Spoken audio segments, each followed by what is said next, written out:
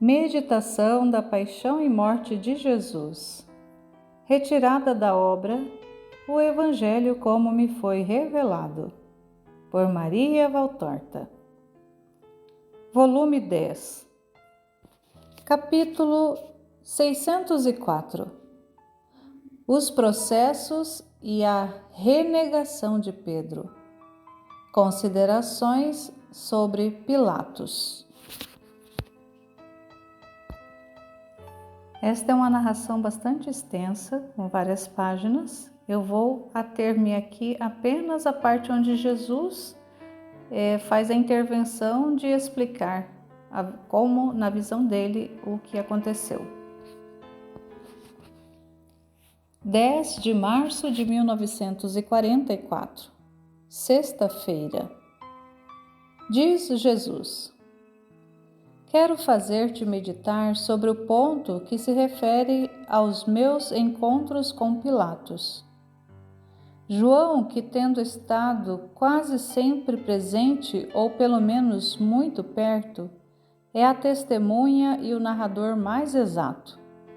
É ele quem conta que da casa de Caifás eu fui levado ao pretório.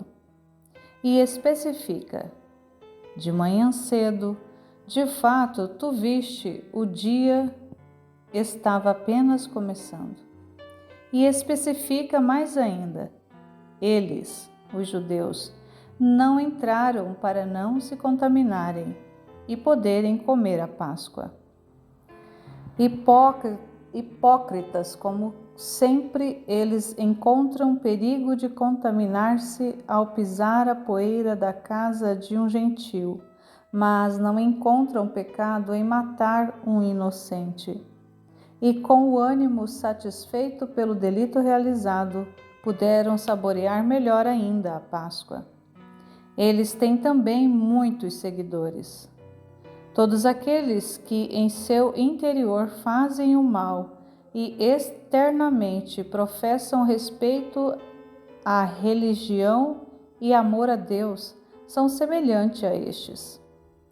Fórmulas e não verdadeira religião. Esses me causam repugnância e desprezo.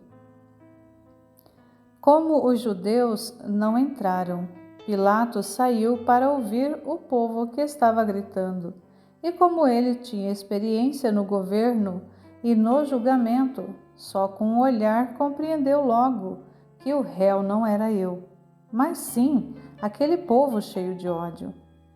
O encontro de nossos olhares foi também uma leitura de nossos corações. Eu julguei o homem por aquilo que ele era, e ele me julgou pelo que eu era. Em mim senti piedade para com ele, pois era um homem fraco. E nele veio a piedade para comigo, porque eu era um inocente. No primeiro momento, ele procurou salvar-me. E visto que somente a Roma era outorgada e reservado o direito de exercer a justiça contra os malfeitores, ele tentou me salvar dizendo: julgai-o conforme vossa lei. Mostrando-se hipócritas pela segunda vez, os judeus não quiseram condenar-me. É verdade que Roma tinha o direito de fazer justiça, mas quando, por exemplo, Estevão foi apedrejado, Roma naquele tempo imperava sobre Jerusalém, e eles, não obstante isso, definiram e consumaram o julgamento e o suplício sem se preocuparem com Roma. Comigo, por quem eles não sentiam amor, mas ódio e medo, pois não queriam reconhecer-me como Messias, mas também não queriam matar-me materialmente, na dúvida de que eu o fosse.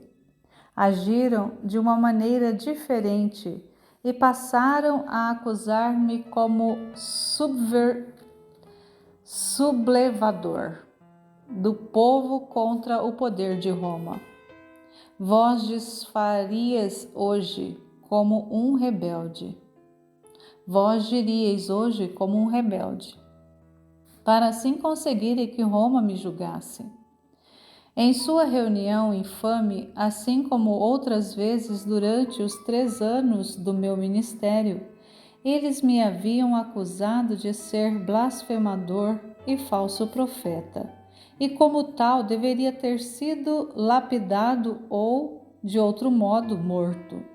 Mas agora, para realizar materialmente o delito, do qual sentem por instinto que seriam punidos, fazem com que seja Roma a acusar-me de malfeitor e rebelde.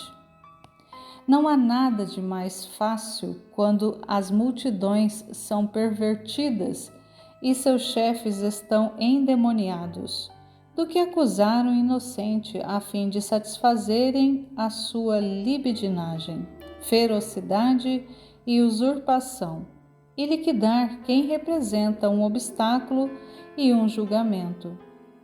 Voltamos agora aos tempos de outrora. O mundo, de vez em quando, depois de ter ficado incubado suas ideias perversas, explode nessas manifestações de perversidade. Como uma enorme gestante, a multidão, depois de ter nutrido em seu seio com as doutrinas da fera, o seu monstro o dá à luz para que ele passe a devorar. A devorar em primeiro lugar os melhores e depois a devorar a si mesma. Pilatos entra de novo no pretório e me chama para perto dele e me faz perguntas. Ele já tinha ouvido falar de mim. Entre os seus centuriões havia algum que repetiam o meu nome com um amor cheio de reconhecimento, com lágrimas nos olhos e o sorriso nos corações, e falavam de mim como de um benfeitor. Nos seus relatórios ao pretor, interrogados sobre este profeta que atraía para si as multidões e pregava uma doutrina nova, na qual se falava de um reino estranho e inconcebível para a mente pagã.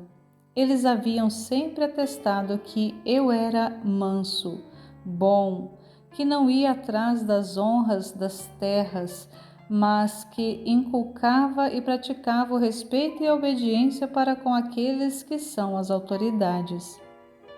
Mais sinceros do que os israelitas, eles viam e depunham em favor da verdade. No último domingo, atraído pelo clamor da multidão, ele tinha ido olhar rua e visto passar sobre uma jumentinha um homem desarmado, que abençoava e estava rodeado de crianças e de mulheres. Ele tinha compreendido que não podia, com certeza, ser um perigo para Roma um homem como aquele, pois por isso é que ele quer saber se eu sou rei. Em seu irônio ceticismo pagão, ele queria rir-se um pouco desta realeza que vai montada em um burro e que tem por seus cortesões meninos descalços, mulheres sorridentes, homens do povo, desta realeza que há 3 anos vem pregando que não sente atração pela riqueza nem pelo poder, e que não fala de outras conquistas a não ser daquelas do espírito e da alma. E que é que vem a ser a alma para um pagão? Pois nem os deuses deles têm uma alma. E então o homem é que a irá ter? E agora mesmo, este rei sem coroa, sem palácio real, sem corte, sem soldados, é que repete que o seu reino não é deste mundo.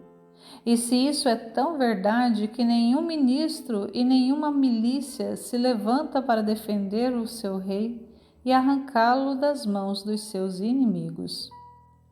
Pilatos, sentado em seu trono, fica me prescrutando, porque para ele eu sou um enigma.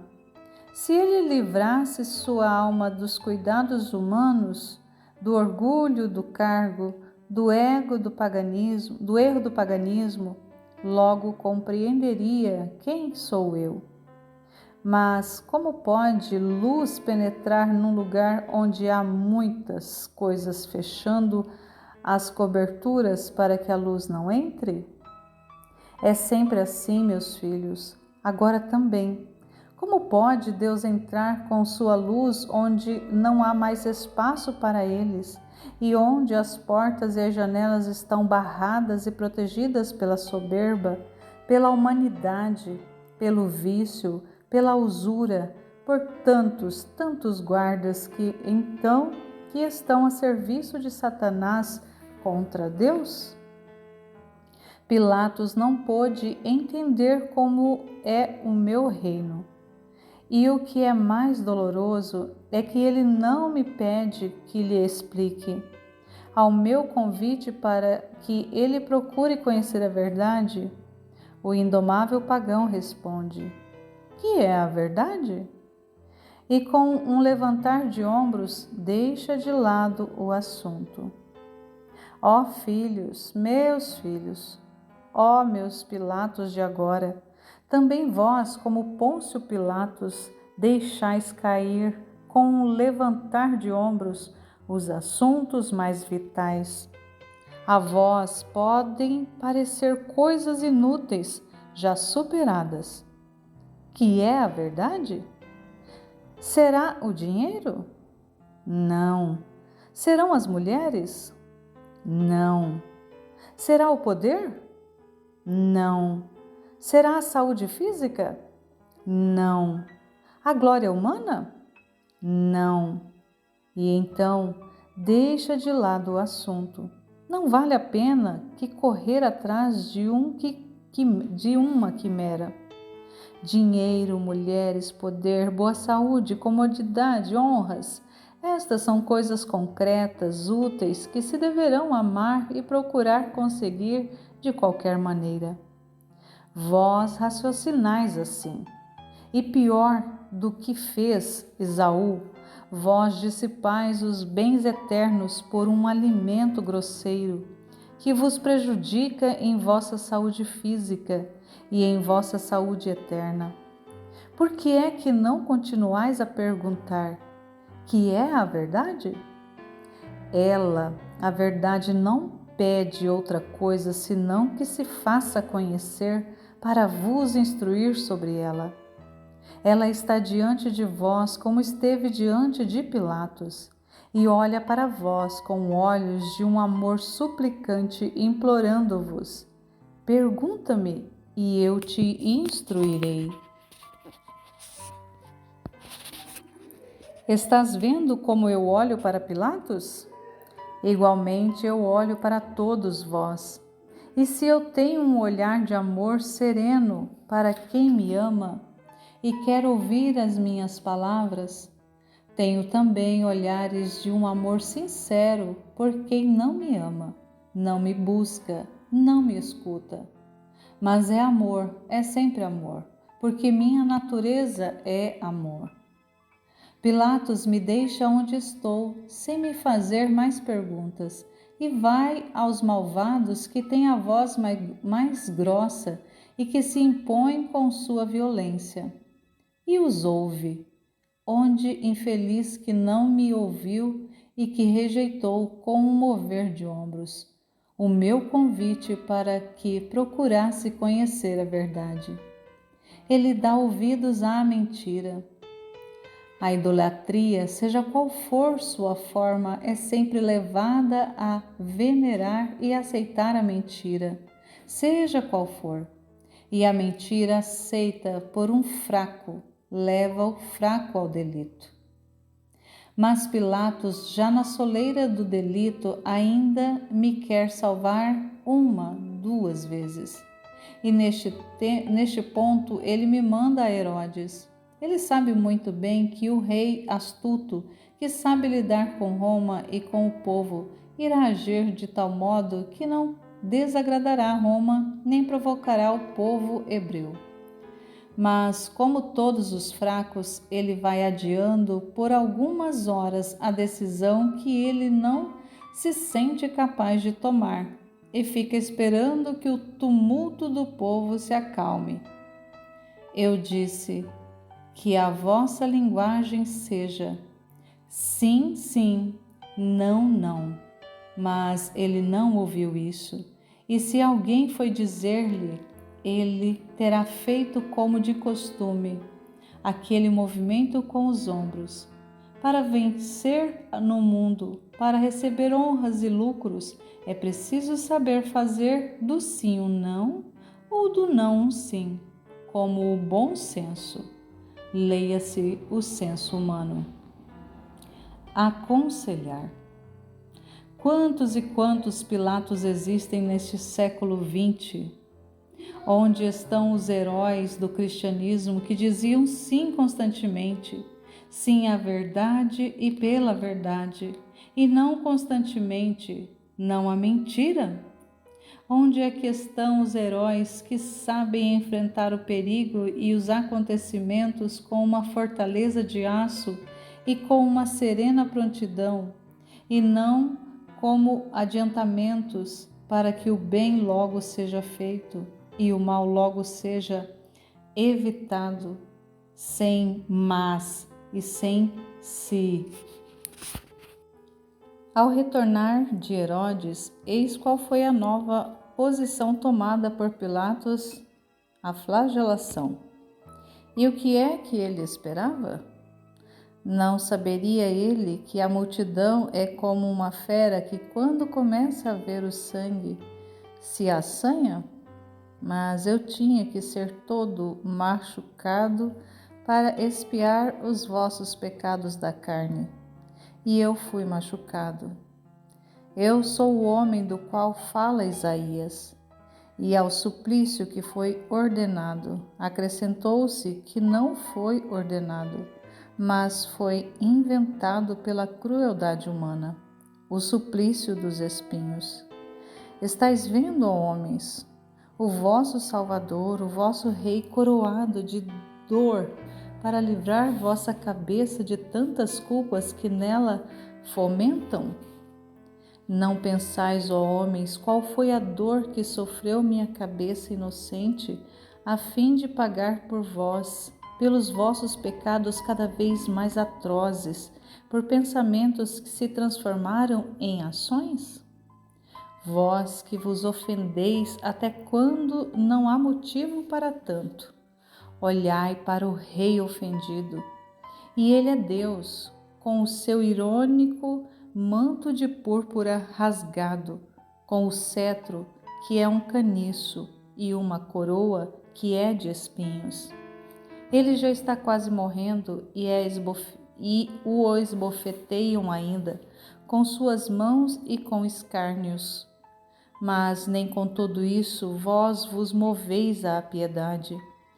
Como os judeus, continuas a mostrar-me os punhos e a gritar: fora, fora, não temos outro Deus a não ser César. Ó idólatras, que não adorais a Deus, mas a vós mesmos, e a quem entre vós for o mais prepotente. Vós não quereis o Filho de Deus. Para os vossos delitos ele não vos ajuda. Quem vos ajuda mais é Satanás. Por isso quereis Satanás. Do Filho de Deus vós tendes medo, como Pilatos.